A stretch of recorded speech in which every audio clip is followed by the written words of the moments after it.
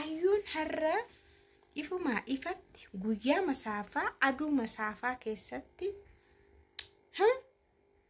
abbaa manaa kiyya dabarsee hin kennu Sa'idoo dabarsee hin kennu jette. Sa'idoon duraan kan eenyuuf kennama? Amma kan hin qaanofne nama qaanessadhaan bara akkasii keessa jirra. Bara bishaan ol yaa'u keessa jirra jechuudha. Isheen jaarsuma namaa qabattee nama abbaa sana hin deebisamu. Jaarsa kooti bakka dhuunfadheeraa itti addabaabayii deemtee jechuudha. Labuu Mabraataayil addabaabayii deemtee jechuudha. Nagaa isiniif haa ta'u kabajamtu ta'e kam jirtu nagaa keessanii ambaayee nagaa koo galata waaqaa ta'u har'a ani dhaabadheen haasa'eera. Soowwatte dhaga dubbichatu bishaan tol yaa'e laayikii godha waan na dhaabin kun baay'ee jabaadha waan ta'eef laayikiin garuu dirqama isiniin jedhama. Ani wanti keessanis hin barbaadu, kennaa keessanis hin barbaadu, sarpiraayizii keessanis hin barbaadu. Sa'idoon kiyya abbaan manaa kiyya naa bitaa. In araaramanii araarri natti hafu sheefana araaramuus hin barbaadu, innis hin araaramu, nus hin araaramnu, jaarsi kiyya naa bitaa inshaallah. Sa'idoon ko ofii dhama'a. Sa'idoon ofii walii gaddeemee dhama'a. Inni Sumayyaa karaatti deeffatu, ijoollee isaa karaatti deeffatu olii gaddeemee dadhaba. Ohumaa dadhaba humni isaa dhumee ayinni isaansaa birriinsaa, inarjiinsaa, sammuunsaa, rifeensi isaallee dhume. Hankoollee guddachuutti jira kansaa dhume. Hankoollee naa deebi'ee jira naa guddata.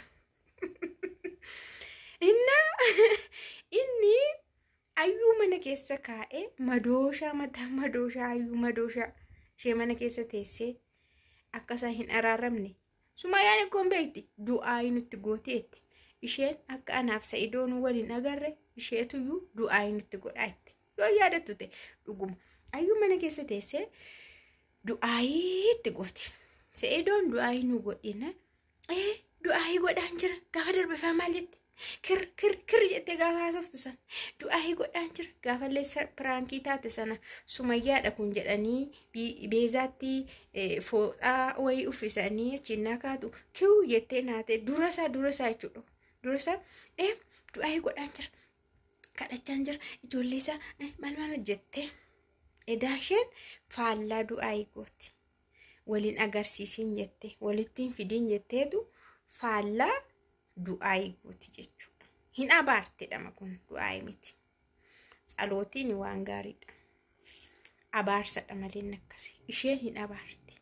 Argitan miti Sa'idoon viidiyoo kana ilaalee Sumayyaan edaa kan hin argachuu dadhabe sababii keettiin jedhu taanaan inni ammas dadhabeera sammuusaa joonja'ee jira jechuudha. Dhugaan siniin jedhama. Edaasitu mana keessa taa'ee gufuu ta'ee madooshaa taa'ee balbalarra taa'ee dhagaa waqaraa oolaa. Kanaaf dubbiin ganama natti lataa galgala haara natti dhufaa edaasitu mana keessa taa'ee nutti abaaraayyuu jedhu taanaan Sa'idoon dhufee isa bakka sammuusaa oguma joonjessiteetti hin talu. Naa bita Sa'idoon ko inshaallah nahettu ani baay'ee na dhibde jechuudha. Sa'idoon Sumayyaa dhiisee Sumayyaas jibbee araarashiis hin barbaanne ayyuudhaa bita. Keer tokko kana inni kan biraa immoo qallaalii dubbii nama barbaadduun siniin jedhe ani. Kan ishiin amma riil isteetii Sa'idoo maqaa kooti naa azzaawwarii maqaa kooti naa naannesii kan abbaa manaa kooti. Biikoo Sa'idoon olii gaddeedeema waan ta'eef an dhufeen hordofa. Yeroo yerootti akkamitti akka xumuramaa jiru waan hunda isaa dhufeen ilaalaa maqaa korra godhii kunoo Sa'idoon mashquulaa olii gaddeemaa hin dadhabaa jette. Kana jechuun ammallee Sumayyaa dubbii barbaadde akka ajaa'iba. Sumayyaa si jammarii akka isheen hin deebine kunoo jala murtee akka hin barbaadamne akka hin araaramne addabaabayii irratti himteetti. Dabalataan immoo idduma jirtu iyyuu teessee akka isheen aartu akka isheen dubbiidhaaf kakaatu akka isheen waa'ee isaanii haasoftu gootii jechuudha. Sa'idoon maqaa ishiitiin riil isteetii biteera.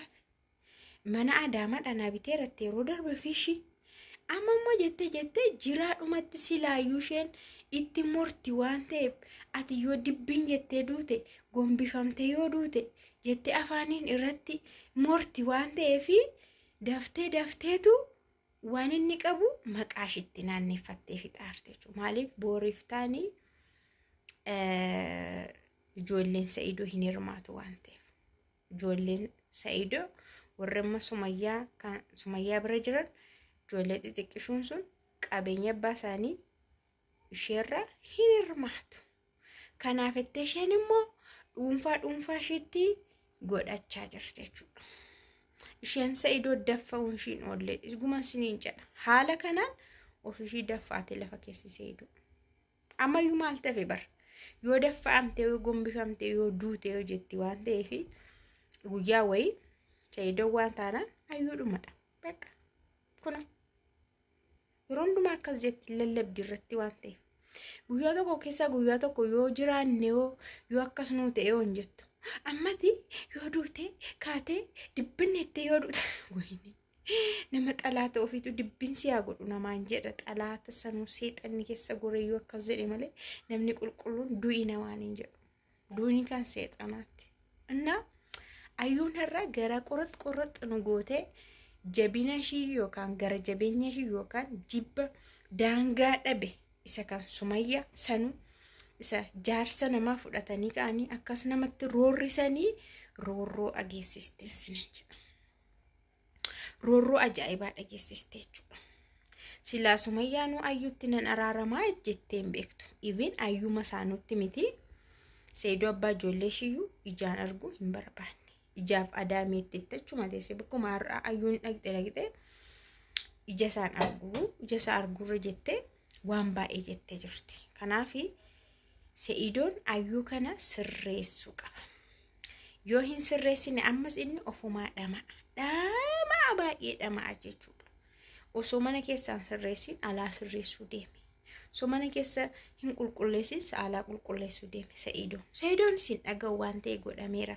Namni itti maa yaadan kennaa fi waan hundumaa innoo dhaga'u maaliif seetanii intaloon irra teessa jirti. Sa'idoo garmalee bishoolleessisee jirti sinin jedha. Kaasiriin jira. Har'a baay'ee tokkoon itti aareen.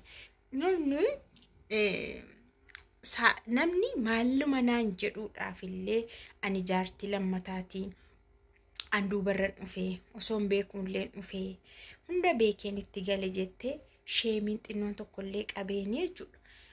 Online irra jira namni hunduu na laalaa jettee illee ishii rakkoon qabu maal rakkoo qabaree hinma araaramamaa. Ani surprise konan fudhaa waan karaa dandeessaniin nu araarsaa araara barbaadnaa Sa'idoon illee ijoollee isaa argatu dadhabeeti jira wantuma fedhan godhaati akkuma barbaadanitti haa araaramamu illee jenne ageessani araara ishii sin barbaadu dabarsee jaarsa koo sin kennu akka hin araaramu akkamatti dhuunfattee teesse jechuudha Sa'idoo.